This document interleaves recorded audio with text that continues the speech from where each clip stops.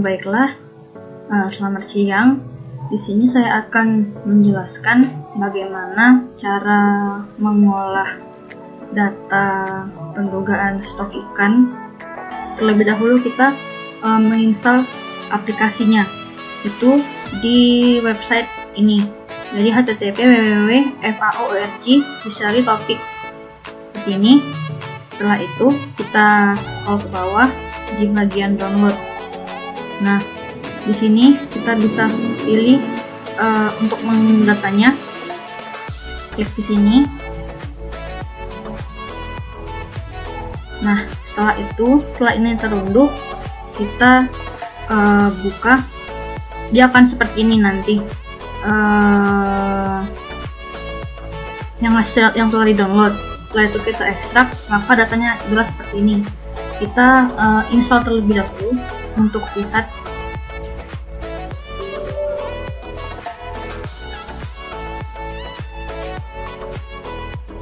Pilih next lagi, yes, next, lalu install.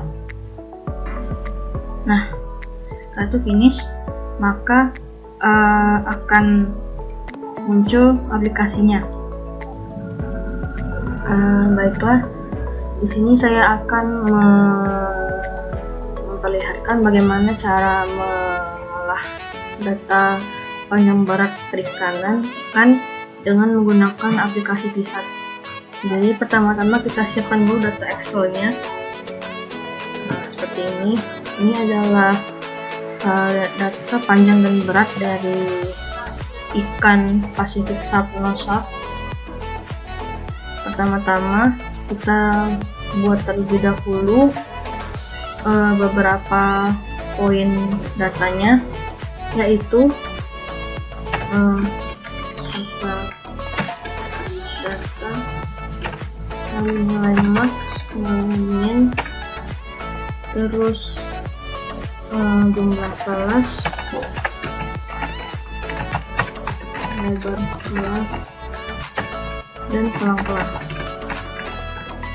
Nah, untuk menentukan nilai total data itu menggunakan rumus count, lalu kita pilih panjang seluruh data ikan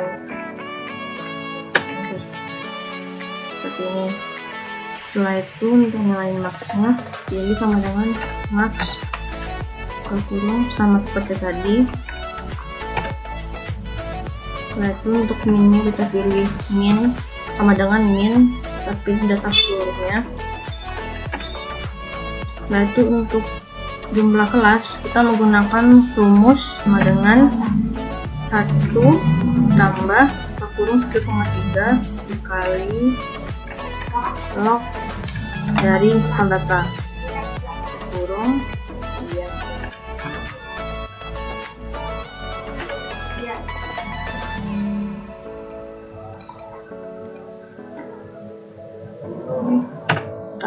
Nah, kita buat pembulatannya itu menjadi 10 saja. Setelah itu kita pilih lebar kelas. Lebar kelas itu sama dengan nilai max dikurang nilai minimum buat kurungnya. Setelah itu dibagi dengan jumlah kelas. Nah, di sini kita bisa lihat lebarnya kelasnya 33. Kita buatkan saja menjadi 3. Untuk membuat selang kelas, kita menggunakan nilai yang pertama, itu nilai yang paling minimal, yaitu 31. Nah, untuk selang kelas selanjutnya itu kita menggunakan rumus nilai selang kelas sebelumnya atau yang minimal ditambah dengan lebar kelas. Kita buat tanda dolar di sini. Nah, untuk seterusnya itu kita buat datanya sampai nilai ini mencakup nilai maksimal yaitu 64. Ini masih 55 belum, 58, 64. Nah, ini adalah data selang kelasnya sesuai dengan nilai minimal dan sini dan maksimalnya. setelah itu kita buat kelas interval, selang kelas atas, selang kelas bawah, batas kelas atas, dan batas kelas bawah. Untuk menentukan nilai interval itu kita dilihat dari selang kelasnya. Jadi nilai interval itu kita buat dari 31 sampai 33. Lalu untuk seterusnya juga seperti itu. Jadi ini 34 sampai 36. Nah, ini kita akan buat dia sampai selang kelas yang paling bawah. Nah, ini adalah kelas interval yang telah dibuat sampai selang kelas terakhir. Setelah itu kita menentukan selang kelas atas. Selang kelas atas di sini adalah 33 dan selang kelas bawahnya itu adalah 31. Kita akan buat selang kelasnya sampai dengan yang paling bawah. Nah, ini adalah hasil selang kelas atas dan selang kelas bawah yang telah dibuat. Nilainya adalah seperti berikut. Setelah itu, ini kelas yang selang kelas atas dari sini. Nah, untuk yang selang kelas bawah itu dari sini. Begitu juga dengan yang lain. Setelah itu, untuk batas kelas atas, ini adalah nilai selang kelas atas dikurang 0,5. Kita untuk mempermudah, kita buat dulu nilai 0,5 misalnya di sini. Setelah itu kita buat rumusnya selang kelas atas dikurang 0,5. Kita beri tanda dolar. Lalu kita turun ke bawah. Nah, ini adalah nilai batas kelas atas. Ya, jadi nilai yang selang kelas atas itu dikurang 0,5. Begitu juga dengan batas kelas bawah itu yang SKB, yang selang kelas bawah dikurang 0,5. Ini dikurang 0,5.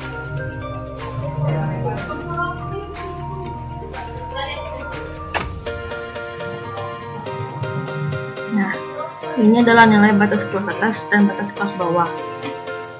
Setelah itu kita akan menentukan nilai frekuensi. Kita buat data analisis histogram. Oke. Kita pilih datanya itu sampai ke bawah. Nih, setelah itu kita pilih bin range, itu menggunakan selang kelas. Nah, setelah itu kita pilih output ring, itu tempat kita meletakkan datanya. Di sini saya akan memilih meletakkan data di sini. Sini. Kemudian oke. Nah, di sini dapat terlihat nilai bin dan frekuensinya. Untuk nilai bin itu merupakan selang kelas dan frekuensinya. Jadi data berat ikan ini pada selang kelas 31 itu ada 1 yang 340, terus sampai ke bawah itu yang paling banyak berada di data 55, yang selang kelas yang 55. Nah, ini untuk data keseluruhan. Sekarang kita akan membuat frekuensinya itu dalam data per bulan. Jadi terlebih dahulu kita buat bulannya.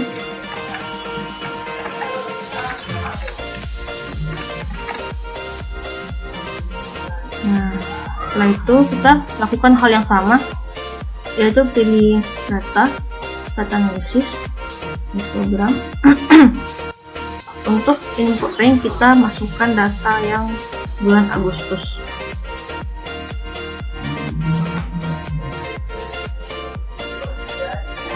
Bulan Agustus. Nah, ini untuk bin ringnya itu kita pilih ini, dan juga untuk output ringnya kita pilih misalnya di sini. Kemudian oke. Nah, ini adalah frekuensi untuk bulan Agustus. Oke, kita pindahkan ke sini. Lakukan hal yang sama untuk bulan September dan Oktober. Nah, ini adalah data frekuensi yang telah kita dapatkan itu dari bulan Agustus, September, dan Oktober. Selanjutnya dari sini kita akan beralih ke program VSAT. Nah, kita pilih file lalu new. Lalu kita buat nama program seperti ini. Contohnya kita buat data ikan.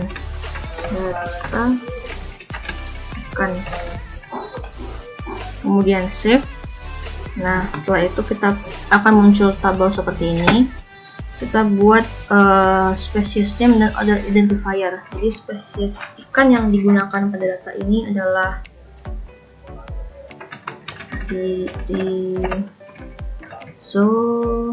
Rionodon longio. Untuk other identifier itu tadi Pacific sharp nose shark. Setelah itu kita pilih smallest mid length. Smallest mid length ini merupakan nilai minimal. Jadi kita buat di sini 31 dan kelas intervalnya satu selang kelas, yaitu 3 berkelas ya, 3. Kemudian example. Nah, di sini memang hanya sampai 10 kelas. Jadi belum tercangkup pada nilai yang ke bawah lagi. Cara menambahkannya akan dijelaskan. Kita buat dulu tanggalnya, misalnya kita ambil tanggal 11 bulan 8, datanya itu 2016. Kemudian oke. Nah, kita bisa tambahkan nilai data dari 58 sampai 64 ini dengan menekan tanda enter. Nah, sampai dengan 64 kan datanya kita bisa olah. Lalu kita pilih example lagi untuk bulan 9 2016. Oke.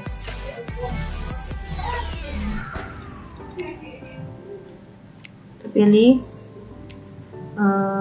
bulannya untuk bulan 10. Nah, setelah ada 3 tabel kolom seperti ini, selanjutnya dari Excel ini kita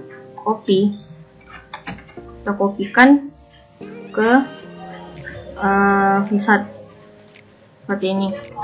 Kita blok dulu, kemudian paste. Nah, ini adalah nilai dari data Excel yang telah dipindahkan ke VSAT. Setelah itu kita save terlebih dahulu. Jika tidak di save, maka tidak bisa menggunakan Elephant, nanti tidak keluar tabelnya.